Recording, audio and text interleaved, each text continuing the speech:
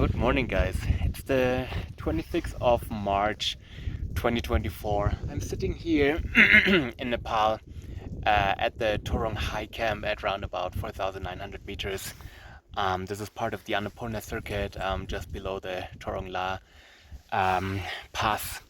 And yeah, I am about to climb Annapurna 1 solo without oxygen, as you may already know.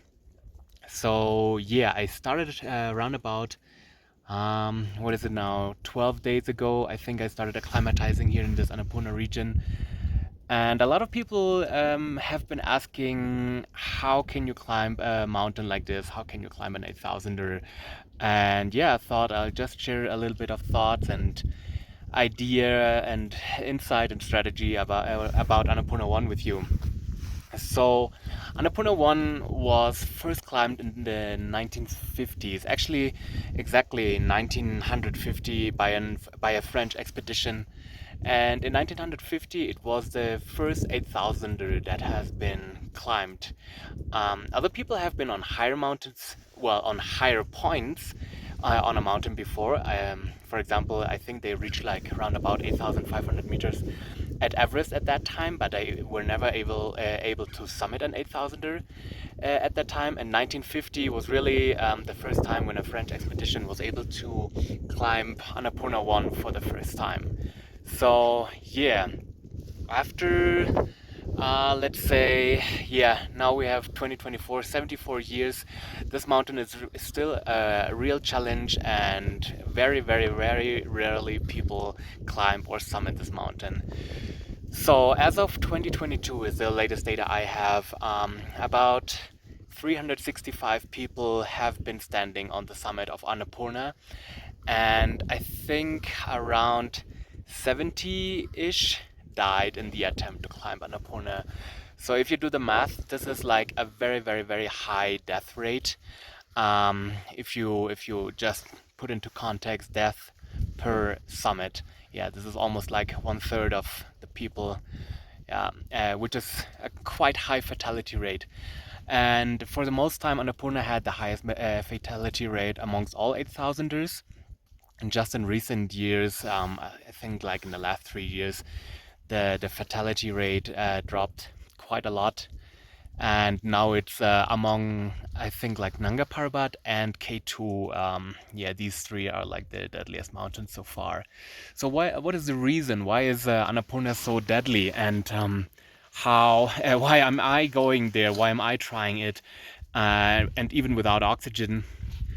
And what makes me confident that I can do it and that I'm not part of the statistic. So as I said, the last few years the ratio got better, and this is mainly due to a Dutch team finding a new route. The problem with the Annapurna climb back then was, or still is, the high avalanche risk. So you have like the summit plateau, or maybe the summit region. It's like a sickle. It's shaped like a sickle, and on this sickle there's a lot of ice and seracs resting on the rock. And usually you had to go below this ice wall, and in order to get up to Camp 3 and onto the glacier. And what was happening is, from this summit sickle, there were constantly seracs dropping down on the glacier that you had to go through. And these seracs then caused avalanches that, yeah, mainly swept the glacier on the way to Camp 3. This was like the main problem, and it was really just like, okay, you look up, you hope nothing is happening, and then you were going through the glacier hoping that no avalanche would be caused. And this is like the main reason how people died on Annapurna 2. So a few years ago, a Dutch team found a new route to actually avoid this scenario, like completely. Well, not completely, but yeah, mitigate or minimize the risk a bit more. They found a very, very narrow rib or ridge that you can climb. It's also called the Dutch rib, which is quite narrow, quite exposed. And at the end of this rib, you have to climb like a very steep vertical wall, a high vertical wall, that is quite challenging and very technical and not super easy to climb. but ultimately it makes the whole climb safer. So the route is harder, the route is more technical, the route is more exposed, but you don't have the avalanche risk anymore as much. So yeah, this is like the trade-off, and it resulted in yeah, just good statistics in the last 2-3 years, and this is why Annapurna is not the deadliest mountain alone anymore, just together with um, yeah, Nanga Parbat and K2, as I said, and probably will drop in the future. But let's see, I will have to see myself how it is. So yeah, this is just some general information about Annapurna 2, Annapurna 1, sorry. Yeah, Annapurna 1 with 8,091 meters is also the 10th highest mountain in the world, but really like very, very, very rarely people climb this mountain. So then people ask me, how is my strategy? How is it even possible to climb an 8,000er without oxygen? What do I do? How do I train? How do I prepare? I'm not gonna go into too much detail right now. I'm just gonna explain Annapurna a little bit more. So as far as I know, base camp is around at 4,200 meters, which is quite low actually. Right now I'm here at 4,900 meters, which is quite a lot higher. And I'm running every day to 5,400 meters or even 5,500 meters if I can. And that way I'm acclimatizing already. So I already have an advantage to those staying at base camp in Annapurna because I'm already here, I'm already higher, and I'm training here, and I'm really putting some pressure on my cardiovascular system. I'm getting like a base acclimatization in, but yeah, now my body is well acclimatized and I feel stronger by the day. And now I can even start running and do little sprints and stuff like that, which is usually super hard at 5,000 meters. But now after I spend so much time here, my body gets used to it. And the more I train up here and the more I do these yeah, exercises for my cardiovascular system, I get even stronger, and then I will be even stronger on the mountain on Annapurna. So as you can see, I'm not at Annapurna acclimatizing, going up to Camp 1, Camp 2, Camp 3 and down, because in my eyes the mountain is too dangerous. There's too much, it's just a numbers game, and I don't want to acclimatize at Annapurna itself. So my strategy is I'm acclimatizing here at 5,000 meters plus. Maybe I can even find like 5,600 meters or even like 6,000 meter mountains and acclimatize here. And then after I'm like having a very, very, very good base acclimatization, a strong foundation, this is the moment when I'm going to Annapurna base camp. And then I'll just start like very, very quickly um, building up my tent and base camp. I think I can skip Camp 1 entirely because I think I won't need it. I will be either acclimatized strong enough and I will be fast enough to go to Camp 2 directly. This is also how I did it last year in Lhotse. I didn't need Camp 1. I could skip it entirely, skip the camp on 6,100 meters and go directly to 6,500 meters. And on Annapurna, I think, how is it exactly? I think Camp 1 is roundabout at 4,800 meters, like this altitude right now, and Camp 2 is around 5,500 meters. So I will be totally fine to go to Camp 2 directly. That's the strategy. And then I, of course, have to go up to Camp 3, establish Camp 3, build my tent there, and then maybe go down to Camp 2. Let's see how I feel. Rest, or maybe even go back to base camp, rest, regenerate. Then go up to Camp 2 again, go up to Camp 3 again, go up to Camp 4, build Camp 4. I have several tents, as you can imagine. I have a total of 4 tents, 1 in base camp, 3 in the upper camps. Other need more tents, but I can reduce it.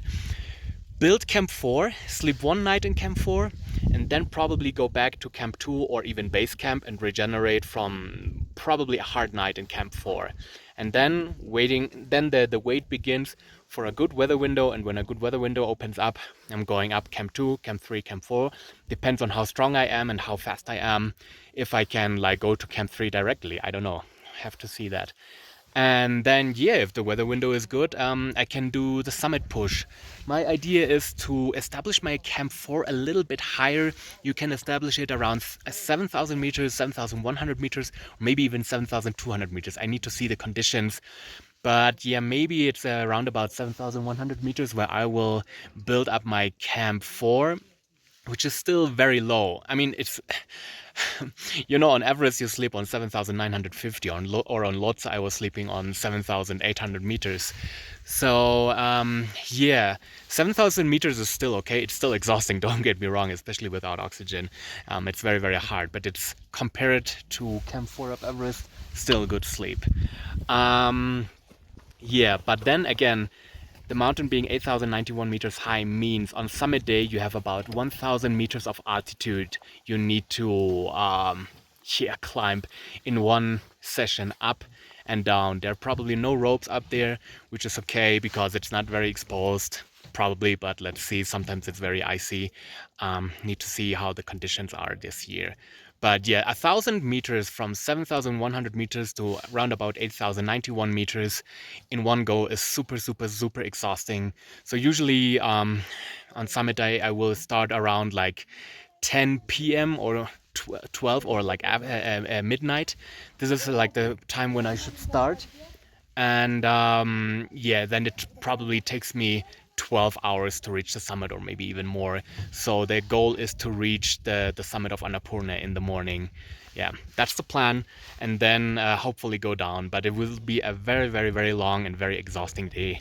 And I'm curious to see if my body and my mind can actually make it. It's gonna be a super hard summit day. All right, this is Annapurna Explained. I think I'll show you a picture about the mountain, how it looks like, where the base camp is, Camp 1, Camp 2, Camp 3, Camp 4. So you can see the Dutch Rib and how the camps are distributed and how my route is. All right, that's it for today. And let's see, maybe tomorrow I can explain a little bit more about my training, about my climatization, about my preparation the months before. How do you train for a mountain like this? How do you prepare your body for this? How do you prepare your mind for this? How can you be technically prepared or good enough to climb a mountain like this? And yeah, people also ask me how much it costs to climb a mountain like that or an expedition, and I'll share that with you as well. All right, thank you guys so much for watching, and see you tomorrow. Bye bye.